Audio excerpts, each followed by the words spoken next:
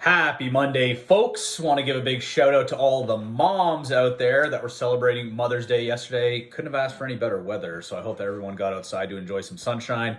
Really feels like the spring weather is like breathing life back into the world these days. It's quite spectacular. So again, love you all of the moms out there. Cheers. It is the Monday market update, so let's talk some stats. We're going to go through some weekly stats, and then we're going to talk about some monthly stats. The month that was April 2022, which was a wild one, and we'll explain kind of what was going on. You probably read some things in some headlines last week that maybe made sense, maybe didn't. We got you covered. So real quick, let's go over the weekly stats for last week. New listings, 312. That's a lot. Pending or sold listings, 163. That's not a lot. Conditionally sold listings is 18. That's decent, especially compared to where we were earlier this year, where we see 3 or 4 in a week. So pretty good about that, okay? Trending, that's pretty typical stuff for what we've been seeing for the last few weeks. Really high new listings, really not great sold listings, okay? So let's talk about what happened last month as a whole. You probably heard that the average sale price in London specifically was down from the month of March, which was down from the month of February. So we've had 2 months of decline. However, we are still well ahead, probably about 7% of where we were at the end of 2021. So a lot of the gains that we saw in the market earlier in the year from January to February are still sticking around, okay? And those are real gains. Probably like what should have happened organically from the end of December to where we're at right now. Good stuff. Now let's talk a little bit about sales and new listings, because those two things, if you've been paying attention to the Monday market update, new listings have been really, really high for the last 4, 5, 6 weeks, and sales have been lower than what we would typically see in the month of April. So last month, I did a comparison of April 2022 compared to the previous 10 years, the average. I took out April 2020 because that was the month that COVID really took hold of everything, and the data is really useless. So sales last month were down 12% from the previous 10-year average, excluding 2020, okay? While listings, the same period, same data set, were up 13% over the same time period, okay? So listings increased 13%, sales declined 12%. Those two things really not meeting up right now. It's created what I like to compare like a stat called the sales to new listings ratio, which says for every 100 homes that are listed, how many of them sell? And last month, that number was only 52%, which is the lowest sales to new listings ratio that we have seen in the past 10 years. That's a sign right there, okay?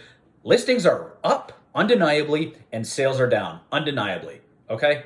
However, that great gap right there, again, only translated to a decrease in the sale price. I think it was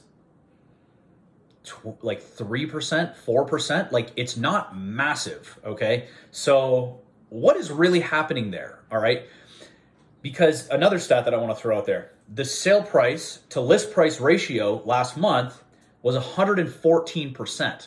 So we're still seeing most houses that are selling in multiple offers and for over the list price. A lot of buyers, if you want to buy a house, that's still the process that you have to go to, which is kind of the opposite of what you'd expect if we have a sales to new listings ratio around 50%. That's like balanced market territory. So what is really happening here? Well, we've got the great disconnect between sellers and buyers, and they are going to butt heads in the month of April, okay? Sellers are still expecting to go through the process that every other sale has gone through so far this year, which is I'm going to list here and I'm going to get 15 offers, I'm going to sell here. So that's what sellers are still trying to accomplish. From a buyer's perspective, they may or may not be willing to participate in something like that, because from their side of things, a buyer, if I'm looking to buy a house right now, I've got 20, maybe 30 other houses that I might want to look at and just avoid that whole situation. So that's why a lot of these houses aren't selling, right? We've got so much hitting the market. They're all looking to get multiple offers, go way over list price. And a lot of buyers are just saying, well, screw it, essentially. I don't want to be involved in that. So either things are sitting on the market or they're being canceled. And last month we had almost 300 canceled listings alone. All right, 297 to be exact. And I know a lot of people are going to say, well, Cam, a lot of those houses were canceled and then relisted, which is probably true. However, I can't imagine that for all of those, they were canceled and relisted the next day. Actually, a few weeks ago, I did an exercise and I went through all the canceled listings to see where they were at now, and about 50% of them were relisted. So if we took 150 listings and added that to, included that in what we saw last month, essentially we've got 150 of them listed twice. So that's helping to increase the average number, the number of new listings, but it's not big enough to really make that entire difference. We are still seeing a ton of stuff hitting the market, okay? And like I said, there's a disconnect between buyers and sellers right now. A lot of them aren't seeing eye to eye. And, from a seller's perspective, you got to think, if buyers continue to look at the market the way that they are and interest rates continue to rise, you might have an even tougher time of selling down the road than you would right now. So for those sellers that aren't getting the multiple offers or, aren't getting a price that they really want to see, are you going to sell? Are you a serious seller? Or are we looking at, okay, you're probably not going to sell right now. It might get even harder down the road.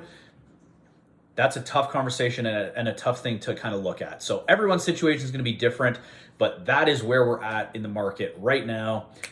That was the Monday Market Update. It was a mouthful, but thank you so much for tuning in. We will see you next week. Get outside, enjoy the sun. Cheers.